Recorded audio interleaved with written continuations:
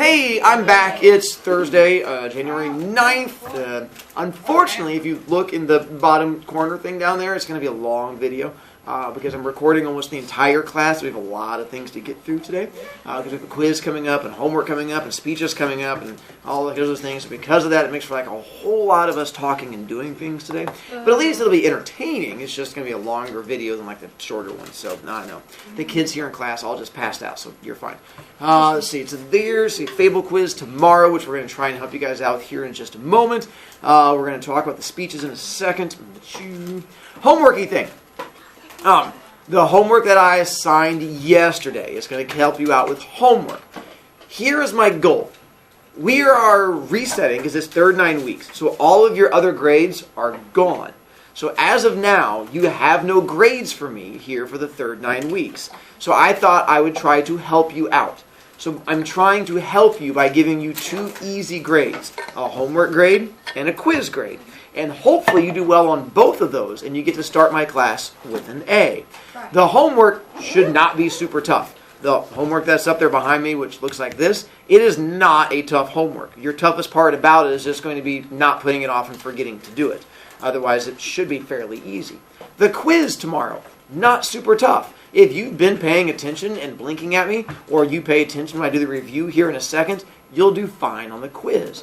We do not have a lot of grades this 9 weeks because we're going to be doing speeches and stuff like that, which takes up a lot of time, and a lot of our speeches are not for grades, they're for B points. So because of that, we don't have a lot of grades. So every grade you get helps you out. So my goal is to try and make you guys start with a good grade. So work with me and try to get good grade on it. Letters are hard. So again, this is the homework. Oh, also, apparently I messed up the homework. I told you guys yesterday that you could not tape in your quiz. Apparently on the website, I forgot to update it to my newest homework. And it was the old homework, which still has option 3, taping in the quiz. A kid found it before I found it. So because of that, I am not deleting it. I'm going to leave it on there.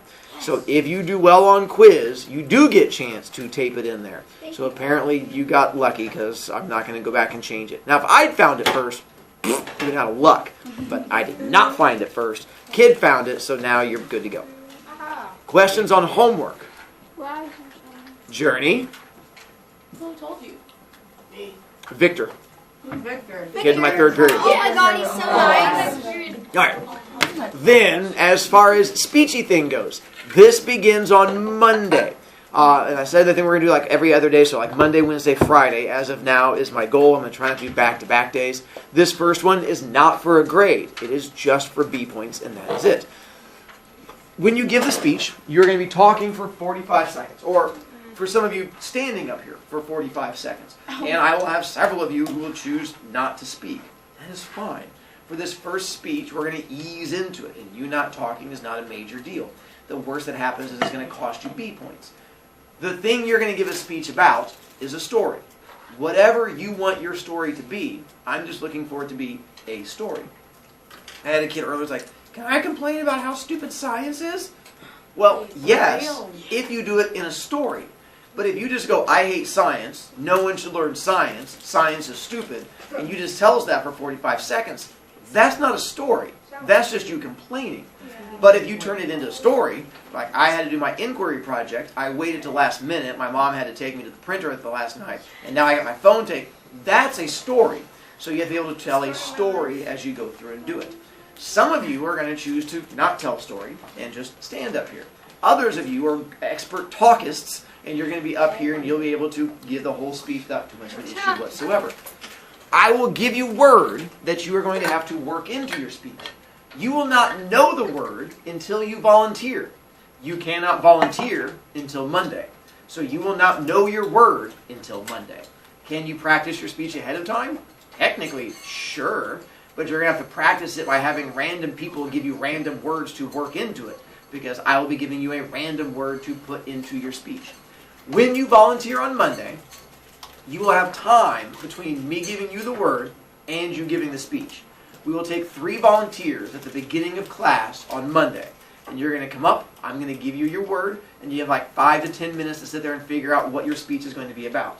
Then, before the first kid gives their speech, I will say, all right, let's take our fourth person, and I will give them their word. And then that way you're always going to have 3 people in front of you. So you have you, 3 people giving a speech, and then you. So you're always going to have like how much time it takes those people to give a speech before you have to worry about it. So that gives you like 10 minutes, 15 minutes to go through and think of what you're going to do for your word. Those of you who don't want to give a speech, my guess is you probably won't go on Monday. Because when kids figure this out, it's not nearly as painful as you think it is. It's somewhat kind of, I hate to use the F word, but fun. When you're coming up here doing it, then we're going to have a lot of kids who end up volunteering to give the speech. And for those of you who volunteer, it goes off B points. If I have 2 kids who volunteer, whoever has the most B points gets to go ahead of the other one. So there's a reward for you with points. If no one volunteers, then we get to pick on people. And we'll talk about that when it comes up also. Again, you can write your speech out ahead of time, but you don't get to take it up with you. It is just you and your own tears while you're standing up there. You're not going to bring a piece of paper with you.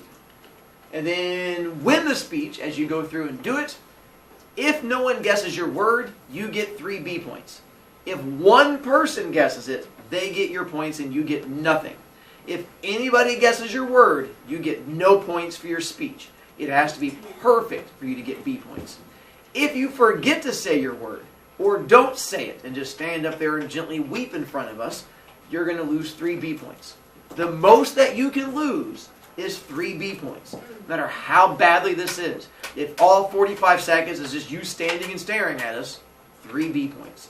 The only way to lose more than 3 B points is if you attack kids in your speech. If you're like, you're dumb, you're fat, I hate you, you should die. And then, yes, in that case, I'm going to charge you more than 3 B points. But that'd be the only time that's pretty much going to happen. So you should be somewhat safe. Jackson. Okay, so I probably haven't been paying attention Okay. that much, and I've just been picking up on the words that I want to hear. Mhm. But let me get this straight. So basically, we're just coming up with improv stories. Actually, exactly it. I just don't use the word improv, but yeah, you're basically doing an improv story. I'm gonna have so much improv. Like for you, you could tell a story about how you broke your hand. But that would be improv. Well, no, but you're just making it up on the spot. I'm But gonna have so much fun. probably. Chiplet. Is this considered plastic? Just trash. I know. So it covers that. And yes, Loki. Turtle in the process. Don't write our stories. Nope. I mean, you can, but I don't recommend it. Yeah, there's no turtles. You are just... My goal with this first one is not so much your speech as much as you standing in front of the class. Because for a lot of kids, just standing in front of the class and not freaking out is a huge step. And because I had 5th period, they're like, I don't understand why we're doing this. I was like, all right, we're going to do like 6 speeches for me over the course of this. Of those 6, only 2 of them are for a grade. 4 of them are non-graded speeches. And the reason being, for a lot of the kids, standing in front of the room and talking freaks you out. And I understand that. So I don't want to make your first graded speech the first time you stand up there one for a grade, because it's going to be awful, because you're human. So we're going to baby step into it. So your first couple speeches are not for a grade. It's literally just you standing up there and trying not to die. For some of you, that's huge. For others of you, you're great at talking, and you're going to do great at this and gain B points. Others of you are going to figure out it's not nearly as bad as you thought it was. And so when we do these speeches, it makes them enjoyable. It's the only reason why I do this, is because my past students liked it. If my past students didn't like it, I wouldn't keep doing it. But usually we get down at the end of the year, and I'm like, what is it I did this year that I should keep doing? They're like, those little speech things? Those are kind of not bad. And so because of that, I've been adding them back in. So that comes off of information given to me by past kids. Shipley. What if during like all of the speeches you just don't say anything? Absolutely. At some point when we get to the graded ones, you're going to fail. But the idea is that the practicing, eventually when you realize that standing up there is not as bad as you think it is, it's that practice of getting there.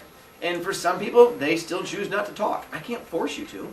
And you'll get up there, even if you don't talk, when we get to the graded speeches, you have to stand in front of the class for a minute and a half, and you'll just stand there for a minute and a half and just go blinky, blinky, and we'll get done. Now, even on those, when you fail, you don't get a 0.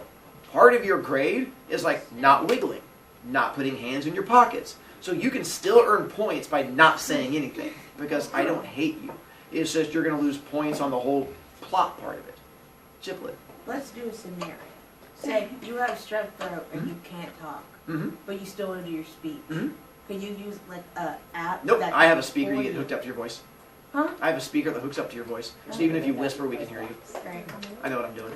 Trying to Susan. stretch before. You can get Miss Melon to do that because with the Word project, if I was able to practice my speeches before, I'd be way chill about this. I know. I wish we could have started this sooner, but just the idea of giving speeches freaks you guys out, so I tried to wait to the second semester. And so we'll get into it as quick as we can. But Can you convince Miss Melon to do it? I doubt. It's my job to do this. Her job to torture you. It's science.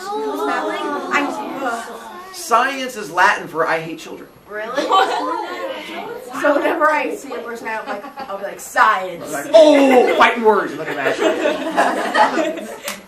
So now, with notebook, put writing utensil in where notes are, and then close notebook around it. What I'm going to do is we're going to see how much knowledge is in your head. If you can go through this next stage and you can remember this stuff, you'll probably do well on the quiz tomorrow. If we get through it and you spend the whole time just blinking at me going, I have no idea, then you're probably going to have more issues. Yes, dear? Won't we be able to use, won't we be able to use our notebook on the test? But I still want to test you to see how smart you are. The idea is still to make you be able to do it without the training wheels. But if you want to put the training wheels back on, that's fine. Yep. My goal is you guys get done with the quiz and you get to flex. Like, I need to open my notebook. So we're going to find out. No one does that. I mean, I do it. It's just kind of awkward. My daughters hate it, but whatever. Traditional. Yeah. Types of fables. All right. So now I'm going to be picking on you as we go through and do this one. So in my heart, figure out who has their hands raised. It is not your actual hands, it's your soul hands. So just wait for me to call and you will go from there. So as an example, Sleigh Bells has already volunteered to go first. Good job, Sleigh Bells. I'm proud of you. So Sleigh Bells, the first question I have is we started getting into fables, and there's 3 types of fables. One of them has been around forever and is the one that's existed the longest period of time. What is the name of that type of fable that's been around the longest period of time? It starts with a T, if that helps you. Traditionally, kids can figure it out without looking in their notebook, if that helps you. What's that? Traditional. Nicely done, Sleigh Bells. And so traditional is the one that's been around for the longest period of time, is the old-timey stuff and things like that. Kaiser. Then we introduced a second one that we came into, which is written completely different than the other ones. And that would be the close. That is the right answer for a different question. What was your second choice? Verse. I like verse a little better. And so we have the verse one that comes in. And then from there, Nicole, how is a verse fable written that makes it different than traditional? It is in the style of the writing of it. It does start with a P, you're correct. It does rhyme with O. You're on fire so far. Poem. Nicely done. So it is going to be written out as a poem with the stanzas and the rhyming and stuff like that. And then Giblet, we get to our third and final type of fable, which those of you who like your Call of Duty or your families on ABC. I like Dude. That's good. I like charging points. And what is that? Modern. Modern. Nicely done. So we introduce our modern type. Foley, I introduce you to a scientific word when it's talking about modern, which separates it from the traditional one. Do you know what scientific word I worked into our modern definition? I mean, it's a make-believe scientific word, but it brings me happiness. It starts with T. Sometimes you can think of it today. Nicely done. The today-y stuff. I know, you're like, that's not scientific. Only don't uses today-y stuff, and we're going to give you some examples here coming up to sort of help you along those lines. And then see to that one, to there, to John. All of these fables exist to prevent kids from hitting each other in the head with rocks, because it's before we had school. And there is a name for this thing that we use to teach kids not hit each other in the head with rocks. Because what is the most important thing that every fable has to have? Starts with an M. I knew it. I know it. Rhymes with oral. Nicely done, John. I knew that. Oral. See, this is the process of trying to help you guys get ready for tomorrow. If you had the notebook open in front of you, you wouldn't be trying to use your brains at all. And that'd be ridiculous. To there, to that. Oh, males, with our moral, now that we know what we know that every fable has to have it, what is the definition of a moral that we're supposed to have? Wait, me? You, the other males. No, you're the only males I have. It's like to teach a lesson? Are you asking me? Your voice went up at the end. I need you to have confidence and give me an answer. To teach a lesson? You would have to get at the end. That's a question. Wait, that's a question? And so I need you to give me a statement. To teach a lesson. That was much. Oh, okay, that was better. Maybe not much better, but we'll take it. You are correct. It's the lesson learned. It's going to be advice, observation on human nature, or something like that. And then I said, for every fable to exist, there's 5 important things that go into it. The first one, Branson, let's go with what is the most important thing that... wait, no. Not picking on you yet. Let's go back to males again, because it's kind of the same answer. Males! What is it every fable has to have? What's the most important thing for every fable to have to exist? A lesson. What do you call that lesson? Moral. Good job. So now, see that? All confident, no questions? Well done, males. Must have a moral. Now, Branson, the second most important thing. If we want kids to pay attention, what type of characters should we have? It has to have animals. Because animals are fuzzy and delicious, and so because of that, kids will pay attention to them as opposed to like people. And then Isaac. The third one we have on there is going to be how long should our fables be if we want kids to pay attention from the beginning all the way to the end? Unlike my stories, they should be brief and short. Pickles. The tone of our fables. If we want to keep kids entertained and not crying by the end of it, what kind of tone should the fable have? Like funny. Not just like funny. Funny. It should, there you go. It should be the humorous and funny, keep the kids smiling and enjoying themselves and stuff like that. Trucks. Our fifth most important thing, at what age do people stop being stupid? Never. No age. So what age are these aimed at? Nicely done, Trucks. You're never too old to be an idiot, so fables are aimed at people of all ages. Don't worry. Those of you who are all thankful I didn't call on you, we're not done. Yay! Glad we're on the same page. All right, and then from there we got to that one. Journey. We got to the person who made fables famous, who's known as the father of fables. Oh, good job. Aesop. Before I get to the next thing, I brought in. Aesop died a couple years ago, right? So in my other classes, I say I brought in a thing, and I reached down to grab it, and I had multiple kids go, "You brought Aesop?" Oh my god. In a moment, we remember when Aesop lived. So if I brought Aesop, it'd be very dusty. Oh, that's he died a couple years ago. I have books which are like Aesop, but not as creepy. And so I found like 2 different versions of Aesop's fables. To which I've had kids like, Mr. Brovicast, how can there be more than one version? Neither one of these is fully connected to Aesop. It's not like the Aesop family is like getting fat bank from all of these. It's from he was so long ago. It's more just his name is always connected to the idea of fables. Really, Aesop just means traditional.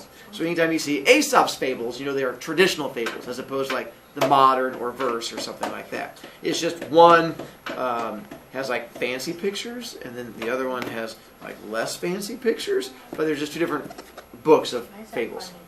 Giblet? What's Aesop's last name? Aesop. Aesop. Aesop. Aesop. He didn't really have a last name. Nicole. In test tomorrow, if we were to say original instead of traditional, would you take points off? Yes. Oh. I know. Jackson. At one point, Aesop was modern. That is correct. And then the modern became the traditional. It's weird how life works out. said he died. Journey. So there's still going to be 24 questions on my little test. No, there's going to be 12 questions. Oh, But 20 yeah. Wait, that means that I'm more likely to get a bad grade, though. Wait. Look Or at a math. good. Mr. Baker said the less questions there are on the questions, the more likely you are to get a lower percent. But we're Technically, he is correct. But anyway, and then we got to there. Hang on, backing up on that one. So there, so there. Snowden. With Aesop, and there's like 3 different answers I'll take for this one. Roughly, when did Aesop live? Which is why I didn't have to go there. It's 560 to 620 BC. Frighteningly close. It was like 6. I don't know how numbers work. 620 to 560. I would also accept a long time ago, or I would accept during Mr. Brovicast's childhood. Any of those 3 would be fine with me. Mr. Broviac, you can put that on the quiz. That's not a question on the quiz. Why not? Sorry to ruin you on that one, but yes. But just so you have that knowledge in your head. Let's see, and then we jump from there to Loki. Let's go with when Aesop was a small child, he was Aesop napped from his original home. Where was it that he was originally from before he was Aesop napped? He was originally from Africa. Theobald, he then after he got Aesop napped, lived the rest of his life in a different country from the Aesop napping. Where did he spend the rest of his life? Greece. He spent the rest of his life in Greece, and then he gets really good at telling stories, Delaney. So good at telling stories that he works his way up through the system and eventually tells stories to a very important person that leads to his happiness. Do you know which person he starts telling stories to? Nice. Wait, what was your answer? You're giving me an answer much like that Rachel kid did. Confidence. Nicely done. So he eventually gives... It's like a, Throne. and so eventually he gets to tell stories all the way up to the emperor, which makes things go well. Jackson, with his storytelling, he's so good at it, he eventually gets the one thing that all slaves want, and that is... It's amazing how you can throw your voice like that, Jackson. A PS4. And so he was eventually free, or he could have gotten a car. I would accept that. Wait, would you actually? Would you really? That's also not a question that's on there. So. With the stories that he told, did he create them? No. Plagiarism. And so he stole them from other people. Most of them were plagiarized. And then the story that you guys got to hear from me from yesterday, the Delphians and the gold, when he got to... We got that story, right? Yeah. The Delphians, who was the first group to complain? The men. The people in the war. The women, because they got The soldiers were the first. They wanted more because they wanted more. And then the women were the second one. And the farmers were the third one. And none of the three groups could agree, so then Aesop decides to solve the problem. And how does he solve the problem? Taking the gold and throwing it into the water. And I had a kid earlier who was like, "Oh, Mr. Brovicast, that story's fake." And I was like, "What? What are you saying is fake?" Like, because I did the math and he was 60. I go, "Yes." I go, 60-year-old people can't lift that kind of weight. And I was like, wow. It's like, well, have you ever seen a grandparent lift a grandchild? Like, yeah. I'm Have like, you seen those wipeout videos? same thing. Just imagine a grandchild made out of gold. How much easier that'd be to lift. And then you're just taking your grandchild and eating them into water. So, Just as gold. oh, Gold are like this big. after he throws gold into water, what do the people of Delphi do? Kill him. And that, of course, is how he dies. But he died doing what he loved, which was teaching people. Plagiarized. He died how everyone should die, which is by teaching children and charging them points for talking while he's trying to... And then we got to oral tradition. We got to oral tradition. And so with oral, the passing down of stories from generation to generation, the main issue with oral tradition, what happens to our stories? And so that's why in a little bit I'm going to show you two different versions of the same fable. Because of oral tradition, you'll see one's a long one and one's a short one. And they have different morals because oral tradition. Eventually, one of your speeches coming up is you're going to be telling us a fable as a speech. And you can do the same fable as another kid because you're going to tell different versions of it. And it becomes a perfect example of oral tradition. And I think we even got to motif with you guys. Yeah. Now you can open up the notebooks. It's the last thing we got to. With motifs, the idea of it being that common character that pops up. Did we get through my examples like a stepmother? Who's going to be evil. If we have a prince in a fairy tale? No, he's not evil. Prince should not be evil. The prince is going to be charming. Usually the prince is going to be the good-looking guy who comes in and does the saving. Did we get to my really bad joke? Then we'll go with my joke to go along with this. What is it that hillbillies ask for from their dentist? A free dentist. Motif. Because it's a dent. See, it's a dent. More teeth. Because it was a really bad joke. So now would you That's literally my life. open up your notebook? We have one more page of notes to go through. Where I have some examples that we're going to take a look at different animals. Because when we read our fables, you have to... Because fables are so short, you don't have room for exposition. So you have to know exactly what kind of character it is as soon as you see it. So if I say, this fable is about an owl, you already should know what kind of character it's going to be before we even start the fable. Because an owl is going to be... There you go. Owls are going to be the smart or wise one. So if you've not written this down, this is the part where you are writing it down now, because this is the final part of our notes. That responsibility thing. I don't have that. No. I don't know what that is. So wait, then. So the ones going through here, I'm going to give you guys I'm going to give you several examples. And you're like, are those all of the? That's not all of the examples. Just kids get whiny, so I had to stop eventually. But I'm going to give you several examples to help you out. Next up, if I want to have like a tough animal or a mean one or a bully, Tiger. Whoa. Badger. if you're pigs, wolf would definitely qualify as your bully. There's a A badger. See, a rabbit. By the way, there's this. If you're a small girl who likes to break into houses and drink porridge, bear oftentimes will show up. And then one that kids don't guess, which surprises me because the word bully comes from this animal. Bull is going to show up in a lot of our fables.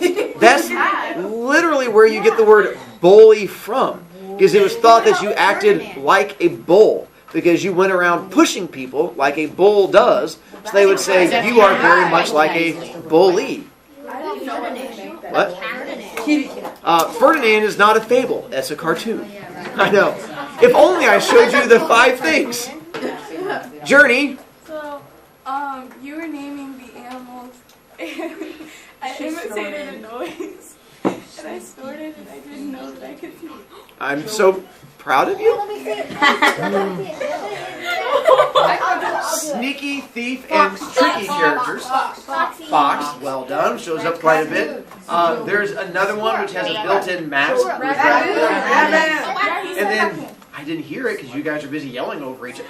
And then the third one is one that kids in America don't seem to think of a lot, but in Europe is a very common one. Anteater. Weasel. Wow. It's not anteater? Weasel. What about the sneaky snake? Yeah. Which I have kids ask. Here's the issue with the snake. The snake doesn't fill this role until after Christianity becomes popular. Because the story of Adam and Eve and the snake and the apple. This existed before Jesus. So because of that, the snake thing doesn't play a major role. It's not until after this that it pops in. Before Christ. Jackson. Tokyo. I actually knew weasel. I knew that. Good job. Because that's why people call people that snitch on people weasels. Good memory. Elephant. Nicely done. An elephant. What? Elephants do not actually have a good memory, but they sort of pop up in that whole idea of having one. And this is where I had a kid go, Mr. Brovicast, is this like a stereotype? Yeah, this is exactly like a stereotype. What about that one elephant that can paint? That's called painting, not I memory. know, but they have to know how to do that. It's still not a memory. Anyway, rabbit or cheetah, Classy boys. fast. And I was like, Mr. Brovicast, that's not a stereotype. Agreed. Every once in a while you're going to have one that sort of falls through the cracks. Going too But fast. rabbit or cheetah is going to be the fast or the quick ones. If we go the opposite direction, Sloth. turtle, sloth. Wow, you guys hit all 3 of them. Turtle, sloth, snail. Caterpillar. Good. Caterpillars don't really show up. Caterpillars Put tiger on her. Butterflies do, but caterpillars don't. Cammy doesn't like butterflies. She thinks they're evil. Before you get in trouble for saying someone's name, Dumbo. there is a farm animal that is connected to the dumb thing. Chickadee. Donkey. A cow. And I agree, it should be chickens, but that's not the one they usually use. They usually use the cow. Because you can push them over when they sleep and stuff like that. I thought it was donkey. Donkeys are That's stubborn. lazy. That's not dumb. Lazy is 7th grade, that's a different thing.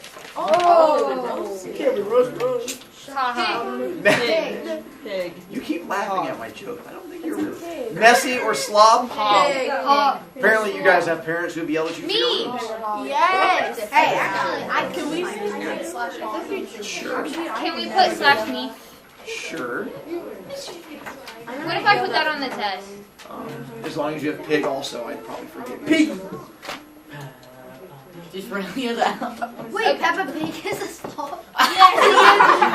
She would be, except that she's not a fable. Hungry or eats everything? Hippo. Again, I I know your first thought is teenager, but that's not really an hippo.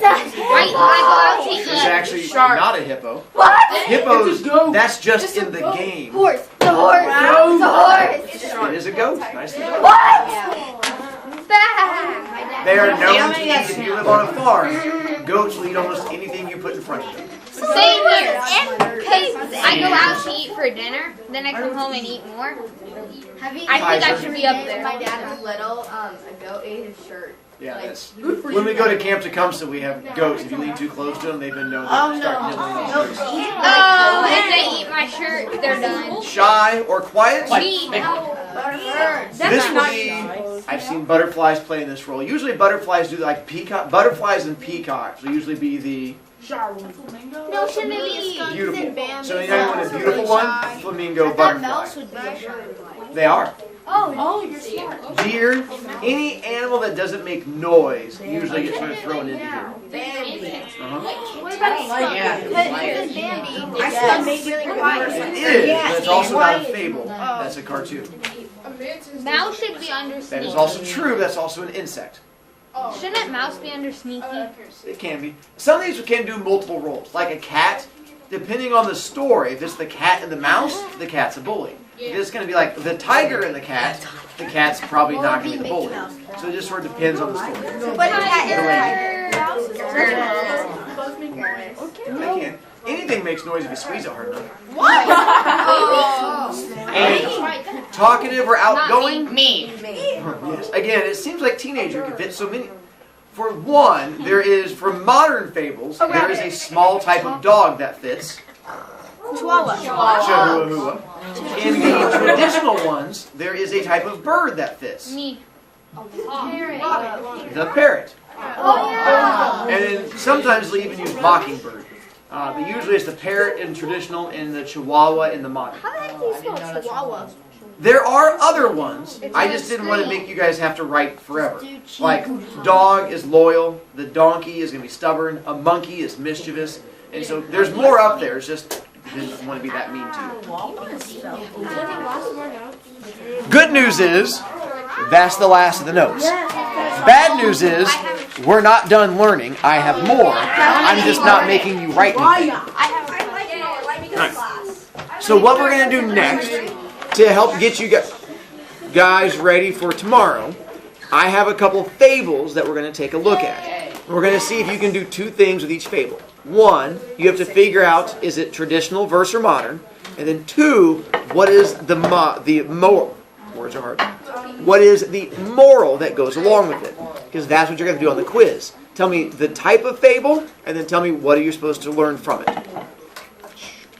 I had a question. It was a ball. Oh, I read that last night. The lion and the mouse. If you read the homework, it was on there, but yeah. So the lion and the mouse, I'll read through it, and then we're going to figure out the type, and then figure out the moral. Once, when a lion was asleep, a little mouse began running up and down on him. This soon woke the lion, who placed his huge paw on top of him, and opened his huge jaws to swallow him. "Pardon, O king of the jungle," cried the little mouse. "Forgive me this time. I shall never forget it. Who knows, but I may be able to do you a favor one of these days." The lion was so amused at the idea of the mouse being able to help him that he lifted up his paw and let him go. Some weeks after this, the lion was caught in a trap, and the hunters who desired to carry him alive to the king tied him to a tree while they went in search of a wagon in which to carry him. Just then, the little mouse happened to pass by. People at home they can see it. Passed by, and seeing the sad condition in which the lion was caught and tied, went up to him and soon gnawed away the ropes that bound the king of the beasts. "Was I not right?" said the little mouse. Before we figure out moral, we're going to figure out type. So I'm going to have you vote in just a moment with hand on which one you think it is. Hang on. What are our three types of fables? Modern. All right. So if you say this is a traditional fable, raise hand. If you say verse fable, if you say modern fable. All right. For those of you who say verse, how does a verse fable have to be written? Musical. In a song. What? It's like something but without the B. Which would make it a... Is this written as a poem? No. So I agree, it's not going to be verse. For those of you who think it's modern, where is your evidence to show me it's modern? Yes? It's modern because it's normal for lions to eat mouses. But was that normal back then also? Yes. So what would separate it from back then to now? Giplet. So I'm saying why I want to say why I don't think that it's modern. I see. Because I have kids who try to fight for it being modern, and there's two things they try to point out to me to prove it's modern. Do you know what two things they try to go for? The people. But it says that it says king. It does. We have kings nowadays, but sometimes they try to say the king thing. Yes? The hunters are like, Mr. Broviac, there's hunters. And they also mention, Mr. Broviac, it says traps. I'm like, you are correct. But we've had hunters and trapping of animals since the very first guy got hungry and realized that animals were made of meat.